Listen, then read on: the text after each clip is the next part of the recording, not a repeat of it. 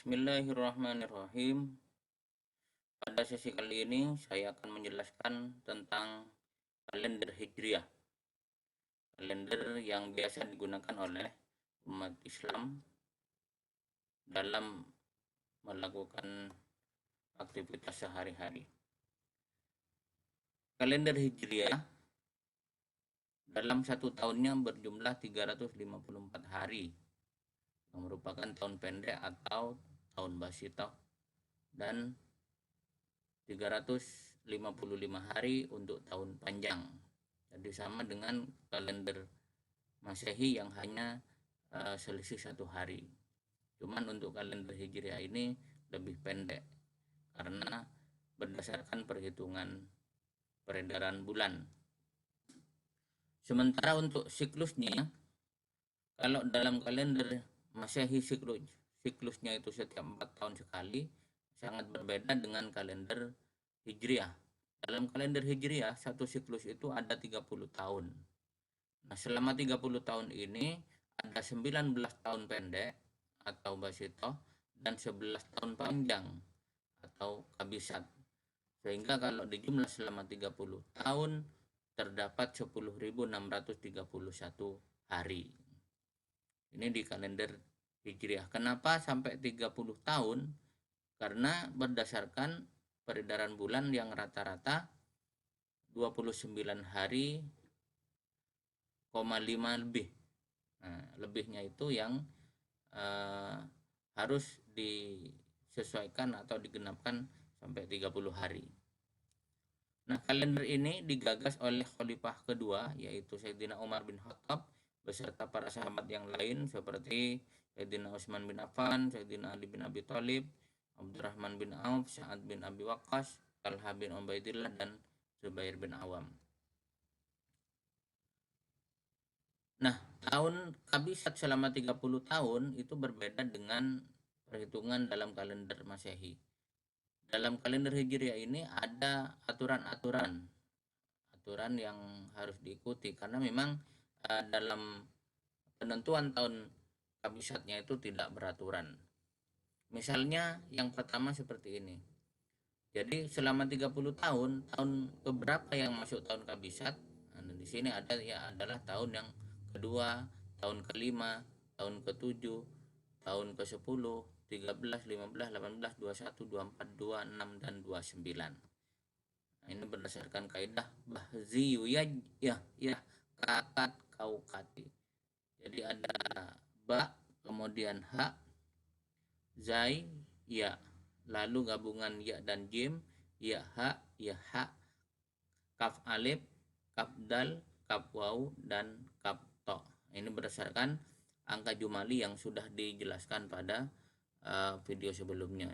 Jadi ba ini 2, ha 5, zai 7, ya 10, ya jim 10 dan 3. Kemudian ya ha 10 dan 5, ya ha 10 dan 8. Kaf 20 dan alif 1, 21. Kaf 20 dan dal 4. Kaf 20 dan waw 6, serta kaf 20 dan to 9. Dalam kaidah lain ada sebuah syair, kaful khalilu kafahu dianahu angkul li khalin hubbuhu pasono. Nah, syair ini diambil huruf-huruf yang bertitik, baik bertitik atas ataupun titik bawah. Nah, jadi ini. Dan ini susunannya sesuai. Jadi di sini ada fa, ada kho, ya, fa, ya, non, kemudian kho, ba, fa, dan non. Jadi fa ini tahun kedua. 3, 4, 5, 6, 7, 8, 9, 10, 11, 12, 13, 14, 15, 16, 17, 18, 19, 20, 21, 22, 23, 24, 25, 26, 27, 28, 29. Jadi huruf-huruf ini semuanya berjumlah 30. Nah, aturan ini dipakai oleh Qusyair bin Labban, kemudian oleh Ulubek ini seorang astronom, lalu digunakan oleh QWERTY algoritmnya Microsoft. Nah, kemudian huruf-huruf ini ya secara berurutan menunjukkan tahun kabisat. Nah, ini jadi penentuan tahun kabisatnya berbeda dengan tahun Masehi. Yang pertama. Kemudian yang kedua, ada yang mengambil tahun kedua 5, 7, 10, 13, 16, 18, 21, 24, 26, 29. Nah, ada yang beda. Kalau di sini 15, di sini 16. Nah, ini beda. Tapi tidak ada pengaruhnya sebenarnya. Hanya pengaruhnya mungkin perbedaan 1 hari aja. Nah, yang ini ada kaidah lain Salman Ali antar kapal dari Arabia. Jadi huruf-huruf A ini menunjukkan tahun-tahun kabisat. Jadi A ini. Nah, yang kedua ini digunakan oleh Kekhalifahan Utsmani. Jadi kalender Kekhalifahan Utsmani pengambilan tahun kabisatnya menggunakan yang kedua ini. Menggunakan metode yang kedua. Jadi di sini tahun ke-16. Kalau di sini tahun ke-15 dari 30 tahun. Kemudian yang ketiga, di sini ada 258, 10, 13, 16, 19, 21, 24, 27, 29. Jadi ada beda. Kalau di sini 7, di sini 8. Kemudian 16 sama. Nah, 18 di sini 19. Kemudian di sini 27. Nah, metode yang ketiga ini dalam pengambilan tahun kabisatnya digunakan oleh kalender Fatimiyah di Mesir. Ini menggunakan metode yang pengambilan tahun kabisat yang ketiga. Kemudian yang keempat ada yang terakhir ini 2, 5, 8, 11. Nah, di sini 11, 13, 16, 19, 21, 24, 27, 30. Nah, jadi beda. Jadi ada yang mengambil pada tahun ke-30 dan tahun ke-11 di sini. Bedanya ya dengan yang lain. Nah, ini digunakan oleh Habas Al-Hasib, kemudian juga Al-Biruni.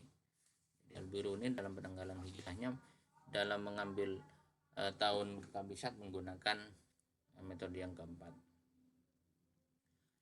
Kemudian dalam penanggalan hijriah berbeda dengan Masehi. Dalam hijriah itu ada kriteria. Nah, misalnya yang pertama ada kalender urfi. Kalender urfi ini kalender matematis sesuai umur bulan yang digagas oleh Khalifah Umar bin Khattab tadi. Jadi tabel umurnya adalah seperti ini. Dari Muharram, Syawal sampai Dzulhijjah. Nah, ini jadi kalau Muharram harus 30. Syawal 29. Kemudian di sini Ramadan harus 30. Ini kalau kalender urfi. Tetapi dalam kehidupan sehari-hari kadang-kadang Ramadan itu 29 seperti yang kita lakukan beberapa tahun kemarin. Nah, kenapa beda? Ya karena memang kalender yang digunakan bukan berdasarkan kalender urfi ini, tetapi berdasarkan kalender visibilitas hilal atau ketampakan hilal. Ini kriteria pertama. Dan ini masih digunakan oleh orang-orang tua kita. Kemudian yang kedua adalah kalender wujudul hilal. Kalender wujudul hilal ini adalah kalender yang tidak berdasarkan kepada ketinggian hilal. Yang penting piringan bulan terbenam lebih dulu dari matahari setelah terjadi ijtima. Maka masuk tanggal 1 pada malam itu. Markas yang digunakan adalah markas Yogyakarta. Yang digunakan Yogyakarta. Misalnya begini. Nah, jadi pada tanggal 29 misalnya, yang penting bulan atau matahari lebih dulu terbenam. Nah, ini bulan, kalau ini lurus, kemudian ini ada di posisi utara dan selatan. Nah, ini sudah masuk tanggal. Jadi atau seperti ini. Jadi matahari terbenam lebih dulu, kemudian disusul bulan, walaupun tidak sepenuhnya. Nah, ini sudah masuk tanggal. Ini menurut kriteria wujudul hilal. Jadi tidak tidak menghitung berapa derajat ketinggian bulan setelah terbenam matahari, tidak berlaku seperti itu. Kemudian yang ketiga adalah kalender imkanur ru'yat. Jadi kalender ini adalah didasarkan pada kriteria ketampakan hilal. Ketinggian minimal 2 derajat, elongasinya minimal 3. Elongasi ini jarak posisi antara matahari dan bulan ketika matahari terbenam. Kemudian umur bulan dari ijtima sampai terbenam matahari itu adalah 8 jam. Ya, misalnya seperti ini. Nah, ini imkan ru'yat, artinya imkan itu adalah memungkinkan untuk diru'yat walaupun tidak terlihat. Misalnya kalau sudah ada masuk salah satu dari tiga ini, jadi 2 derajat ketinggiannya, elongasinya 3, 8 jam, maka sudah masuk tanggal. Pada sore harinya sudah ini, misalnya tanggal 29, maka malam harinya masuk tanggal.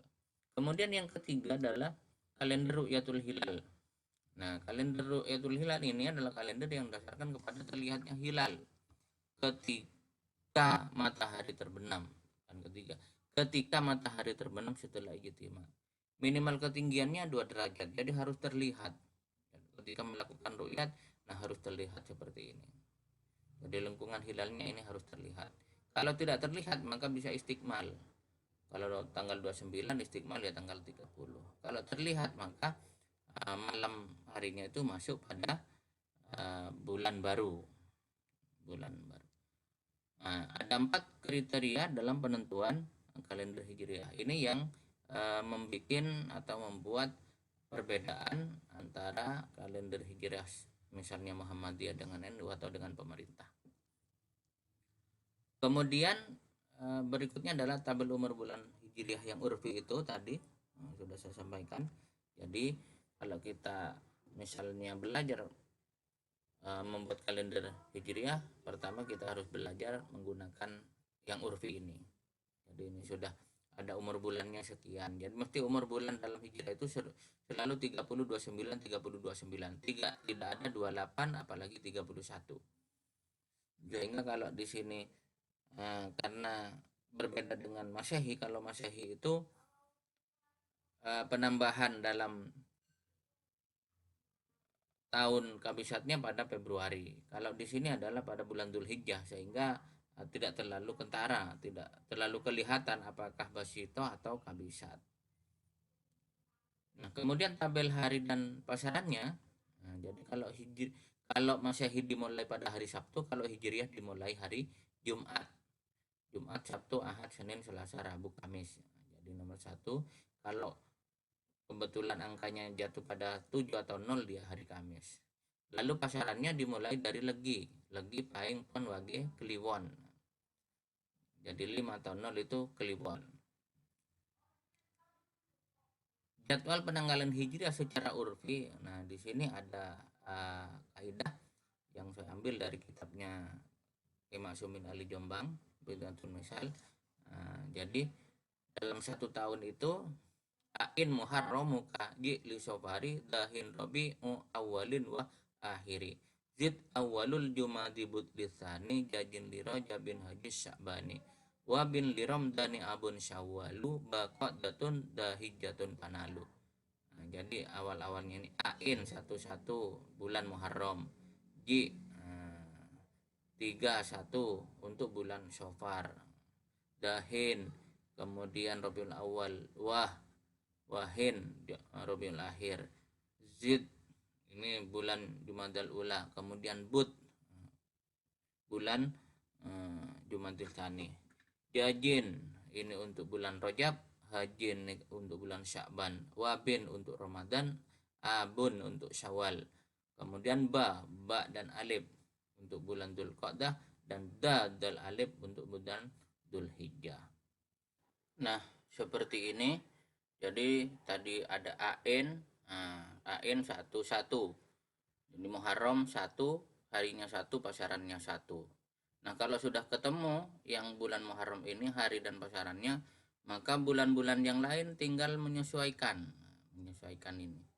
Jadi menyesuaikan dari hari dan pasaran bulan Muharram. Misalnya bulan Muharram ketemu harinya Sabtu, kemudian pasarannya Legi misalnya, maka Sabtu Legi menjadi pedoman untuk bulan-bulan berikutnya sampai bulan Dzulhijjah. Misalnya Syawal 3, maka tinggal dihitung dari Sabtu 3, Sabtu, Ahad, Senin. Nah, berarti awal bulan Syawal itu Senin. Kemudian pasarannya 1 juga sama lagi. 4 untuk Rabiul Awal ya dihitung dari Sabtu, Ahad, Senin, Selasa. Kemudian pasarannya 5, maka dihitung dari Legi. Legi, Paing, Pon, Wage, Kliwon berarti. Nah, seperti itu seterusnya. Sehingga sama dengan pembahasan pada mencari atau membuat kalender Masehi. Cuman di sini rumus-rumusnya yang berbeda. Saya kira itu, dan terima kasih, semoga bermanfaat.